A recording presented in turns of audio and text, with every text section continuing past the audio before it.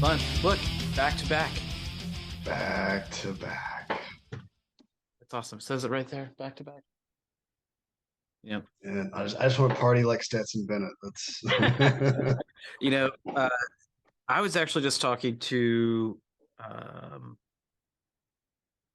who was it? It's another UGA alumni that I work with, or alum that I work with. Um, and she said one thing that she's noticed since Curry's been at UGA is that people don't get arrested as much.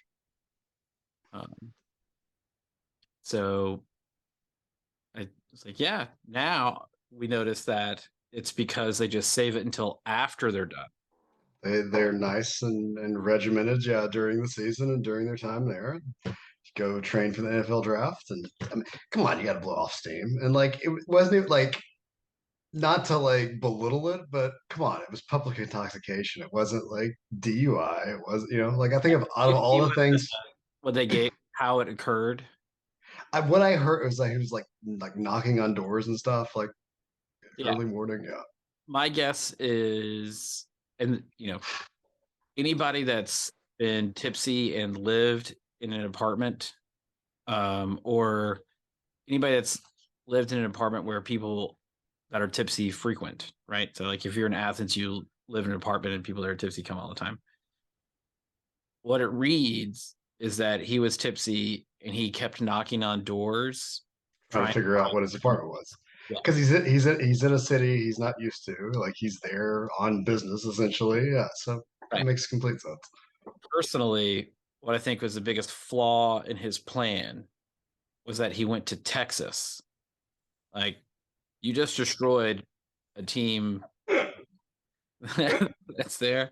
You should not go there.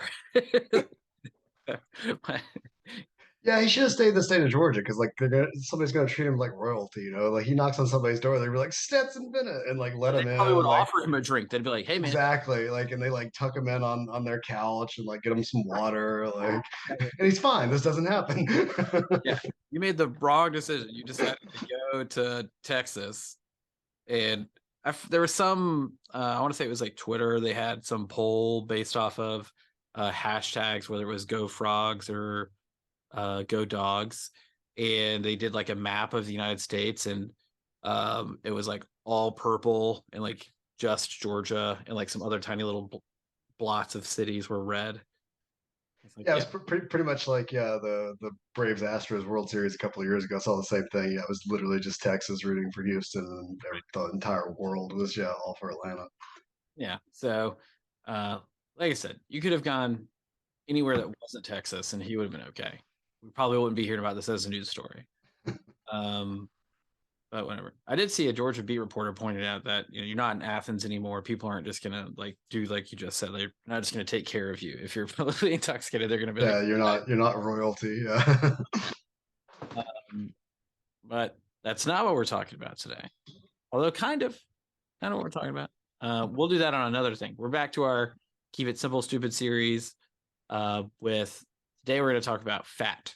So why it's kind of like alcohol is your body treats alcohol as if it was fat or carbohydrate, but we'll get into that on the next nutrition. Keep It Simple, Stupid, where we do alcohol revisited. Yes. Ooh, there you go. Foreshadowing. Um, but when I encounter people in my job and I have to talk to them about fat, uh, people don't realize there's like a nuance in the system. So, um, as a basic primer for the people out there listening uh, to this podcast, you're here just about nutrition and fitness and how that can impact your life and impact your health and your overall longevity and being able to continue your activities of daily living. Um, so when we're thinking about fat in this context, grams of fat, each gram of fat is about 9 calories per gram, right? So it doesn't matter what kind of fat it is. But if you're thinking about your overall health and the impact of fat on that, it depends on your source of fat. Absolutely. And I think luckily we've started gearing away from people being so afraid of fat. I don't know what you deal with now. Like I think with I know we hate this word, but with like a ketogenic diet, I think people are, embracing fat a little bit more now because I know it was all the craze, 15, 20 years ago to go low fat diets, which to an extent makes sense on the surface because yeah, 9 calories per gram versus four for protein and carbohydrates. But yeah, I think people are hopefully starting to embrace the fact that fat is actually needed in the diet. Yeah, it's pivotal for your body's formation of a lot of hormones. So if you go back and talking about our episode in ways to raise your testosterone naturally, if you don't get enough fat in, your body will not make enough testosterone. Like if you would like to push down your T levels, consume less fat. Nope, I'm good. I'm gonna go grab a stick of butter right now. But that's the problem.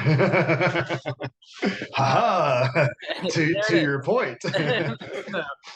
um, there is. I have it saved over here so I can read it off.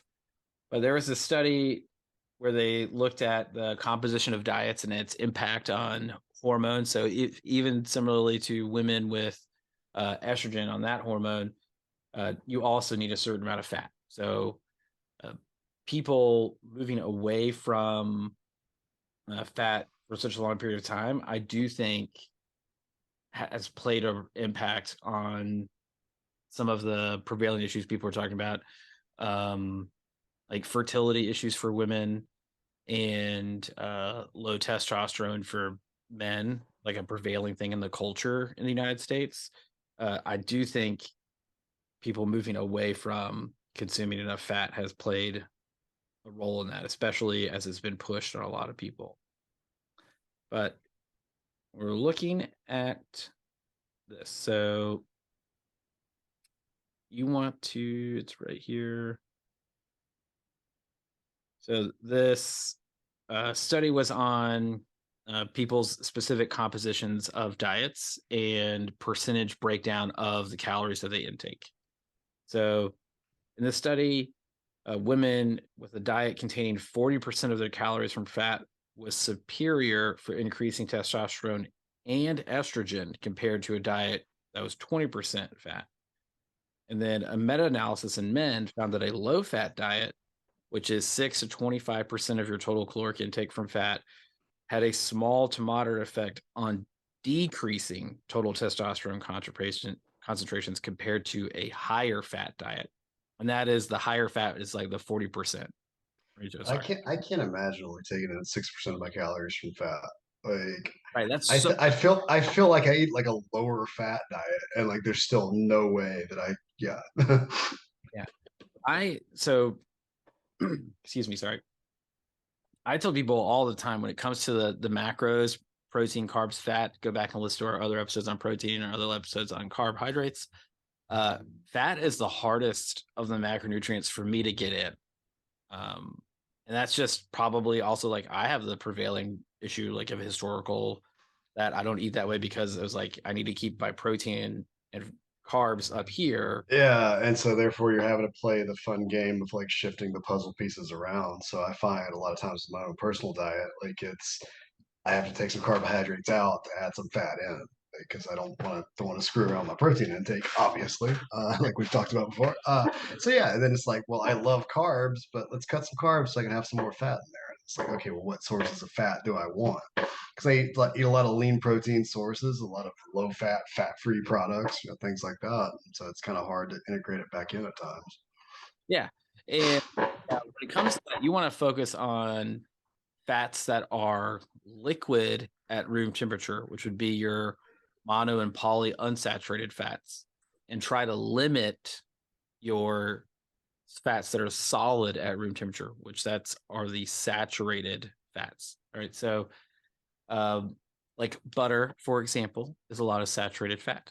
Uh, so I would not recommend that you consume a stick of butter to increase your testosterone. Um, May increase my testosterone, may increase my risk of all kinds of heart issues as well. So but something that's also solid, like semi-solid at room temperature, peanut butter is high in monounsaturated fats. So if you've ever noticed like a natural, quote unquote, natural jar of peanut butter, it separates sometimes, right? And so then for any of you that are out there, let us know, send us back. Have you attempted to mix that together? It's like It's mixing, hard. it's so difficult. But it like, don't let the oil fly out of the jar. Like slowly turn this knife into it. And all of that oil is the unsaturated fat. Right. Now, what about people that love gravitating towards the fun coconut oil? That's a fun one. Right. So coconut oil is a pain in my ass. See, that's why I mentioned this. I knew it would be. I was like, this is gonna get Ryan started on a tangent. All Uh, right. yeah, I won't not go on a tangent, but it's more saturated fat than it is unsaturated fat. So people try to tout its wealth for you, but It's MCTs, and it's so therefore I can stick it in my coffee, and it's. still, I will link something in the show notes.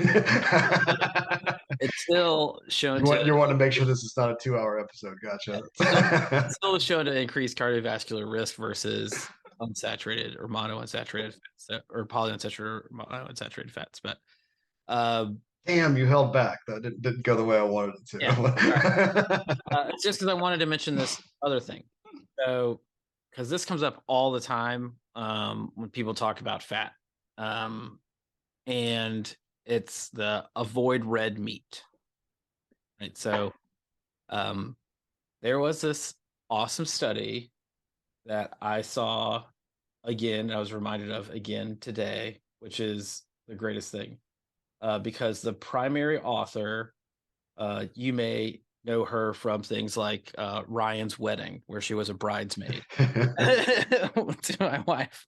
I feel like this is like a Simpsons Troy McClure bit. Like, you may recognize me from such weddings as Ryan's. She was a bridesmaid. She was also my wife's roommate for a little while. But Lauren O'Connor, Dr. Lauren O'Connor, we'll have her on the podcast one day. It'll be really easy. It'll be fun. And she's at the NIH now. She's doing a lot of interesting studies there, but or the National Institutes of Health for people that don't recognize that I acronym. didn't know she was there. That's awesome. I'm impressed. That's cool. Yeah. So her study was about total red meat consumption and its impact on cardiovascular disease. In that study, so just to simplify it as best I can, everybody was their own control, and they made all the food for every person. So you went, you picked it up, right? So you had all the meals prepared for you. You went, you picked it up. You had it for an entire week. They did it for a couple of weeks. They drew people's labs before and after. They compare, and then they did like a washout period, and then they did another diet. It was the same diet, but what they did was different. The control was the Mediterranean diet, right? So classic Mediterranean diet has a lot of fish in it, and some other like lean chicken, but there's no red meat, right? So took all the lab values. On the second, did their washout. Second thing, Mediterranean diet, but for all of the meat, they substituted lean red meat. So 10% saturated So fat. lean red meat. All right. That's Lean red key. meat, right? So 10% saturated fat or less. It had the exact same lab outcomes as the Mediterranean diet. Right. So Color me not surprised. I'm not shocked, but it was brought up again today. It came out in for people that are dietitians, we get this email that's like a nutrition smart brief is like a thing they do for like a bunch of different organizations and stuff like that. Like you can get like a business smart brief and stuff, but there's a nutrition one that is sponsored by the Academy of Nutrition Dietetics. And so today's was lean red lean red meat can help you live a healthier life. So it cited those two studies that they did there. But that goes back to that thing I just said about the saturated fat, the stuff that's solid at room temperature. That saturated fat is also the fat that is found in all animals except for fish. Okay, so fish, the fat that's in fish is typically, I'm not saying all of them, but it's typically unsaturated fat. It's part of what helps it float. Some of them have like a little bit of saturated fat in it, but it's very few fish that are out there. That's why all fish is considered like a lean meat, which is why that works out in that study of Mediterranean diet versus lean red meat, because the fish is still lean. And so they're able to show in that study that it's saturated fat that creates like those negative health markers. So as long as it's lean, it doesn't matter. Yeah, I just thought, yeah, like red meat just gets such a bad rap. It's not. Yeah, it's the reason. Like I made sure to emphasize, as you did, the lean part. Like it's yeah, just because it's red meat doesn't mean it's inherently bad for you. Yeah, and that's the same thing. Like so,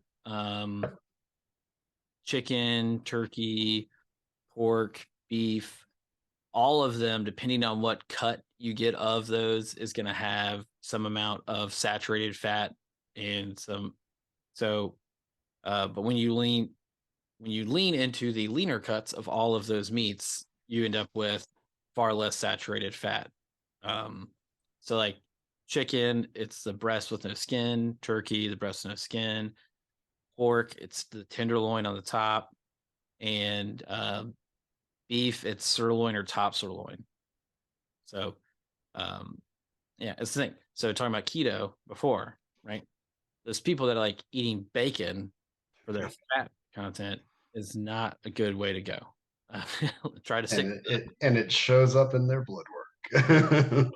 Eventually, it will, or you'll show up with a heart attack. Whatever comes first. I don't know. So, um, with kind of like what we said, referenced it before. So, coming bringing that back, the recommendations for uh, fat as a percent of total calories for those of you that are out there using nutrition trackers and stuff like that that set your goals in it. If it was me and I'm setting my goals myself, I'm going to set my percent of calories that come from fat to like 25 to 30. Yeah, I usually do kind of the 40, 30, 30. Typically, like you said, for me, I have a more difficult time hitting that 30 for the fat. A lot of times my carbs are closer to like 42 to 45, fat's closer to like 25 to 27. But yeah, I aim for that 30. Right. Yeah. I eat a lot of peanut butter and get most of my fat is peanut butter and salad dressings. Yeah, I usually do peanut butter. Yeah, but it's my mid morning snack every morning. Yeah. Back when I was bulking purposefully, I had to pour like olive oil on pasta to be able to hit the numbers. Like it was just like impossible for me to get there outside of that. But for those of you out there that enjoy tracking stuff and looking at it, what kind of things do you do when you're looking at your fat consumption? Are you trying to go lower, or is this maybe change some of your minds on that? You're trying to maybe you should get a little bit higher to help up your testosterone, up your estrogen, respectively, where you're at, so that way you can have a greater, healthier life and build up all those things that's going to help you support your system. So things to think about, things to consider. Food for thought. Yes. Like we say every week, maximize every bite. Maximize every rep.